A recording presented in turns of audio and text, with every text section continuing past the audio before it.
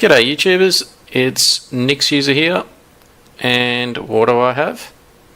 Well, I've got our friendly XFCE variety of Ubuntu, otherwise known as Xubuntu, something like that.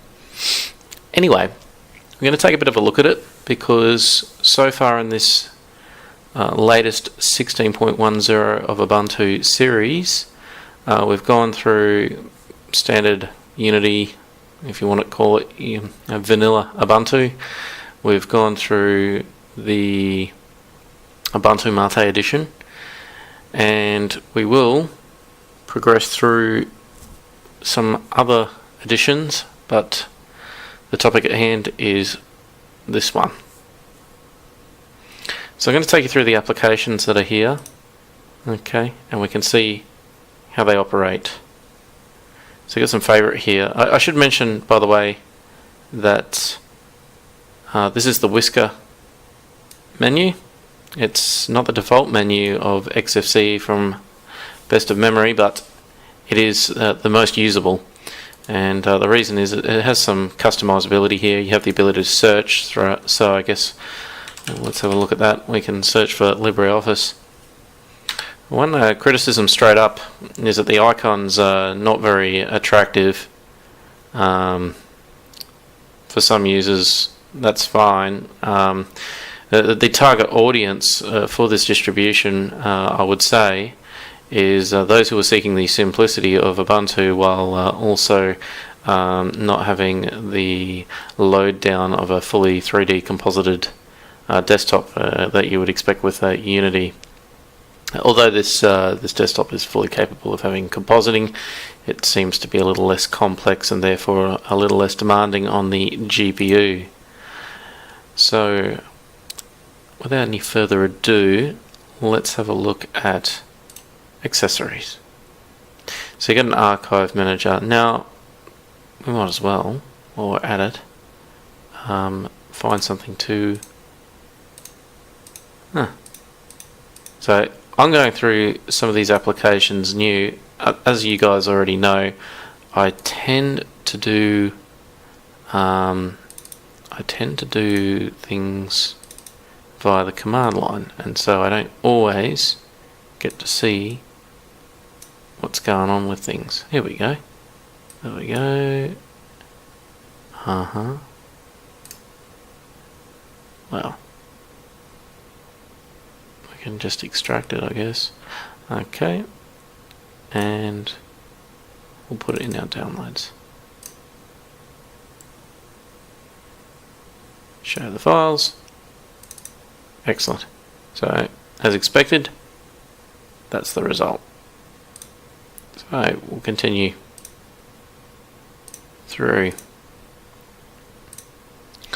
Calculator, you gotta remember, you're not going to get the full set of applications or the ones that are most featureful. The basic calculator program. I don't know if it has any other. Oh, we got the basic mode, as you can see here. Let's go advanced mode. So there are a few modes there. You can go through and have a look at those for yourself. Catfish search. So I guess we can search for that FFmpeg stuff that we did before. And you can see a whole bunch of stuff like that. Star. And there we go. That's very handy. I'd use that. Mind you, I use the GNU Find application, which suits me. Character map, I'm not going to go through that. You guys can do that in your own time. File manager. So it's Thuna. I did try the F3 split painting thing, and it doesn't seem to do that. But you can look at things as the detailed view or the compact list. It does have all the fuser stuff in terms of mounting, auto mounting, probably via the GNOME virtual file system as it used to be. Haven't done the browse network thing. I don't know if I can. Windows network, not offering much there anyway. So that's it for the file manager. A mouse pad. I guess this is a bit of an editor. wonder if it does the syntax highlighting. Let's have a look at that. Open, and we were in downloads before, fmpeg. Let's find a header file. And it looks like it does. Just does some syntax highlighting, which is kind of nice. So it goes to show that even a very simple application can do that sort of thing. We're going to put some notes here. So do this video. Alright, and then what happens? Alright, so it goes up here and I can do that. That's great. Some oddities actually over here while we're at it. We've got the power stuff going on, which is a little unusual since it's a desktop. Network stuff, that's fine. Got Thunderbird Mail being represented there with an icon. We've got the usual sound stuff, kind of looking a bit Ubuntu-ish here with the controllers. Got the Multimedia player, but we'll go through that in a moment. And we have the typical drop down that you expect for the clock that's added to the panel. On board. So we've got the keyboard there. I don't know if that closes it. It doesn't bring it back up. Great. So there is a keyboard there if you're going to attempt to use this on some sort of mobile device, or you just don't have a keyboard connected at the time but you have a mouse for some reason, or you got a touch screen, whatever. It's all there. You can see quite a few applications. Orange Global Time. Let's take a look at that. That started up really small. And I just don't know enough about this application to really discuss it. But it looks like you can just add some clocks there. I'll close that one. I'll leave that to you to take a look for yourself. I thought that was GVim for a moment there. We might as well take the obligatory screenshot. Done. And save it. And we'll save it to our pictures, which I'll show you that in a moment. Terminal emulator, again, does what it says on the box. I've had no real issues with it. I've been using Vim. Vim's not actually installed by default. There is a Vim that is, but it doesn't include the Vim runtime, which I'm not really sure what that all means, but it is there, and then you got to, if you want Vim, you install it anyway. But yeah, you can open things in a new tab. Let's have a look at that. It's just the XFCE for terminal. So yeah, you can open things in a new terminal altogether. While we're talking about this, there is a bit of a pleasant feature. You can actually... Oh, it's not working for me. It seems to be going back and forth everywhere, but I have noticed that when I didn't have all of these desktops here, it was able to tile, which was nice, and it's kind of snapping there as well. I wonder if it'll snap. It's kind of giving me a snappy feel there. So yeah, it seems to have the tiling capabilities there. It's kind of nice. Vim, not part of the whole thing, so I won't review that. XFCE burn, so it looks like you can, or XF burn. So it's a burning GUI. I don't know if that allows us to change the program. It doesn't look like it allows us to change the back-end program. It's got a few bits and bobs there. Again, CD record is my way of doing things, but it's not to everyone's pleasure. Use that. Education is one of those anomalies where I'm guessing it's also included later on in here. Yeah, you got math there, but again, you can create formula in that. And I'm not going to show you my workout. You don't need to see that. Yeah. And yeah, you can see some of it, but anyway. But yeah, and it's got some nice theming there that's suitable for XFCE. Let's just open up a spreadsheet. Yeah, it's consistent across the board there. Very nice. We'll get back to that in a moment though. Games, mines. So you can play a bit of mines there. Change difficulty. Oh, okay, so the difficulties in relation to that, you can customize it. Oh, wow, that's very good. So, play game, and yeah, you can do what you want there. Sudoku. I like Sudoku, and it gives you the option to print, which I think is really important. Not that I've got a printer connected at the moment, so that's not going to work. You can actually see that compositing occurring as well. Nice fade in, fade out effect. Not happening on the window management though. Graphics. So no GIMP here. We do have a document viewer. So let's have a try that. We'll actually run up a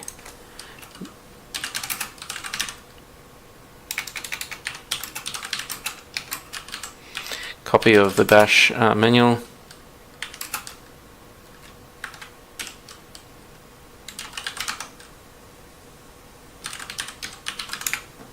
So I'll just give that a moment to complete.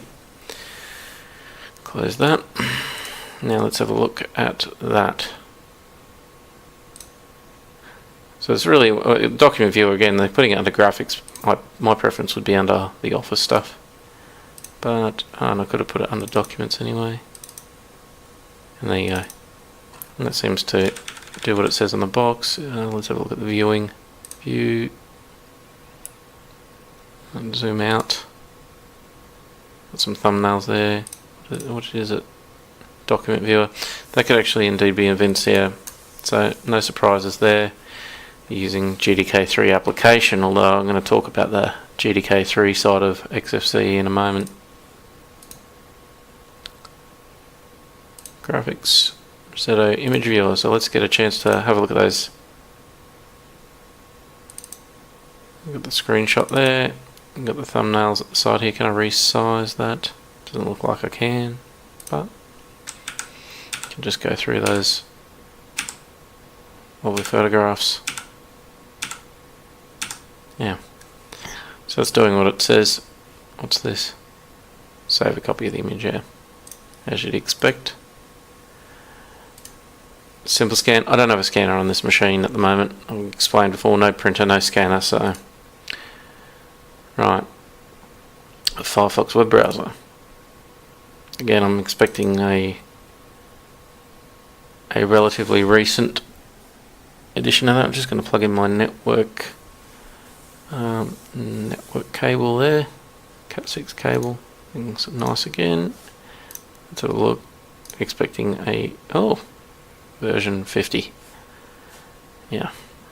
So ridiculous versioning. I don't even know why they did that, really. Just to compete with the likes of Chrome, I guess. But not much real underlying purpose there. I've found I've got no particular issues with running this. If I go youtube.com and bunny free video Blender. Should have put Blender in there. So let's have a look. So it seems to be playing fine. Don't mean to give anyone any free advertising there. But yep, so it seems to be behaving well. One thing I might do while we're at it is the HTML5 test. Since we are at a new milestone release. Let's just do that.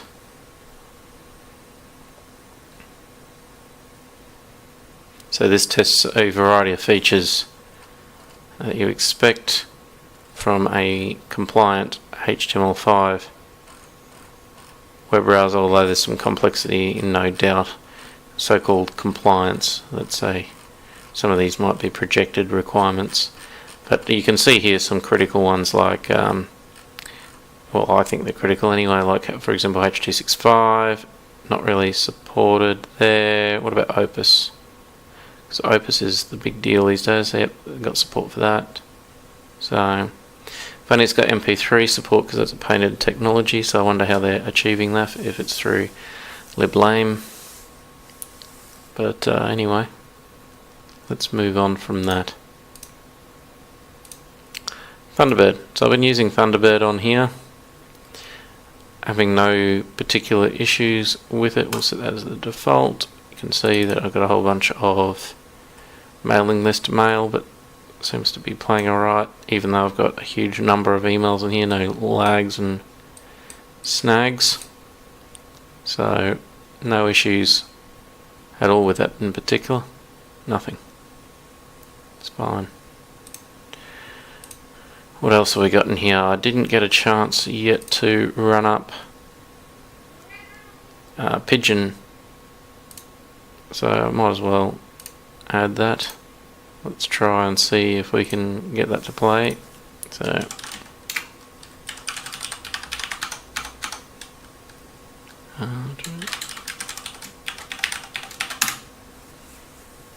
gotta actually add it. You can't just press enter there, it seems, and add.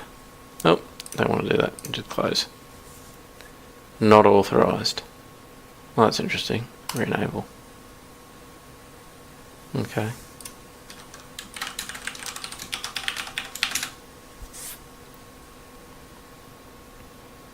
So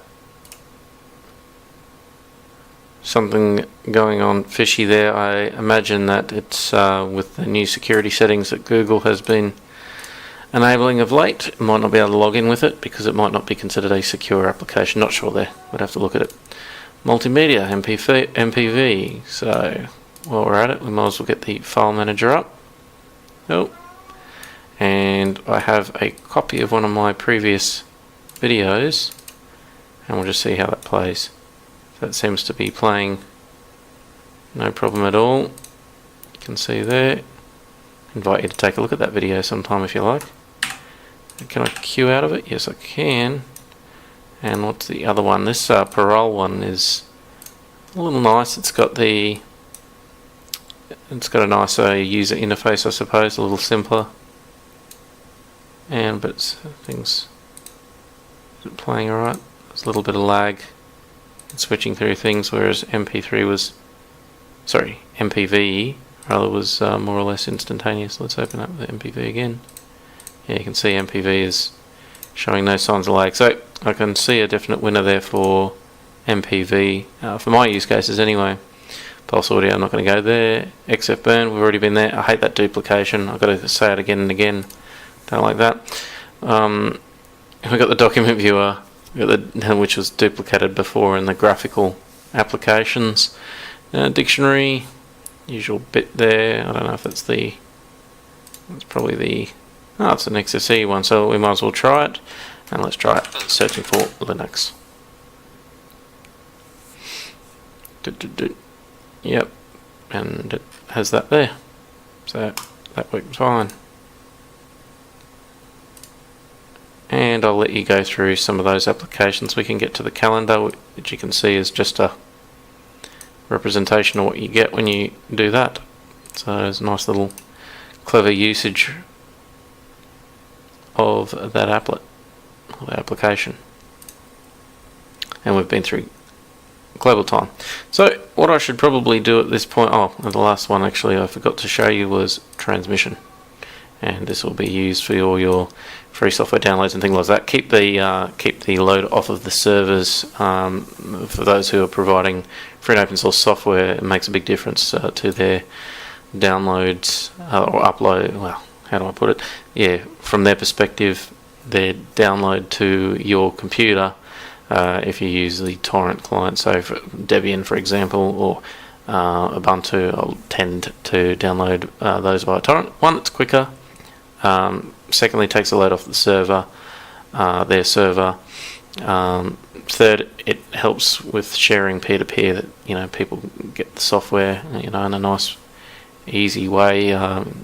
It's a good way of distributing the software. The other thing too is it also has its own checksumming, so you know what you're getting to an extent. Of course, you should do your signature checks if signatures are provided. But yeah, so probably a point of discussion at this point. I'm going to just maybe discuss what I found. I noticed that same with Ubuntu itself. I get the volume thing coming up every so often. Little volume indicator, not that one, but the little overlay composited one. Not sure why that's happening.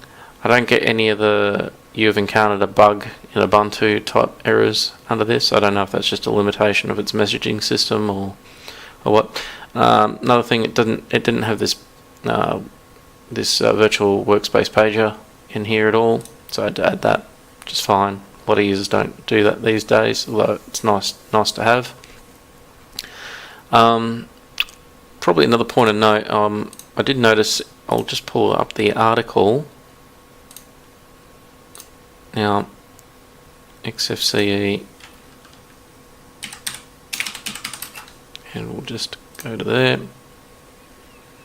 and we'll look at GDK3, GDK plus 3. So they're saying that notice the file manager has been rewritten in GDK3 plus. So that's interesting. So I don't think that was my experience though. So if we go in here, was it? Maybe it was. But I did notice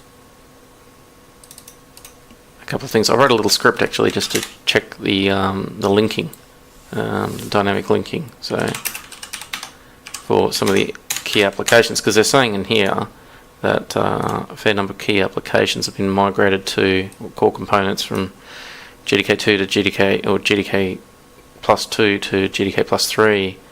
But when you run my little script,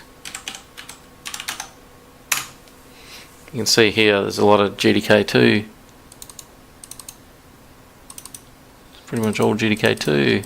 So if I go LDD / bin / CNR.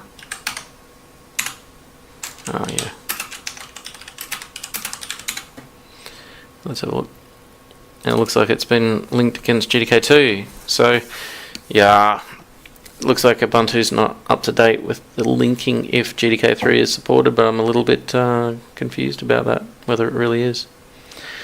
But it looks like to me that this is linked against GDK2.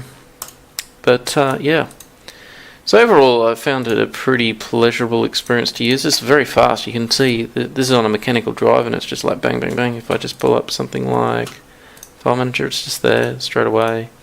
Even something like LibreOffice Calc, it's operating nicely and quickly.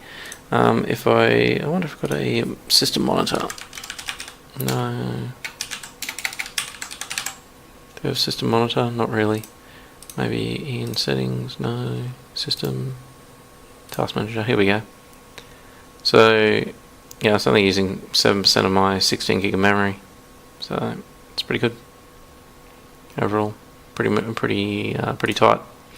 So yeah, would I recommend this? Look, if you're used to the normal panel paradigm and you want to continue using it, and KDE is not an option because your machine's a little slow, this would probably give you a bit of a pep up. There's no real reason why I can't use this.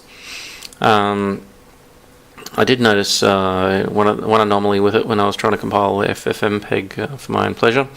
It was missing an STL library from the repositories, from the source repository, so it just wouldn't do it. I can try again just to show you that actually.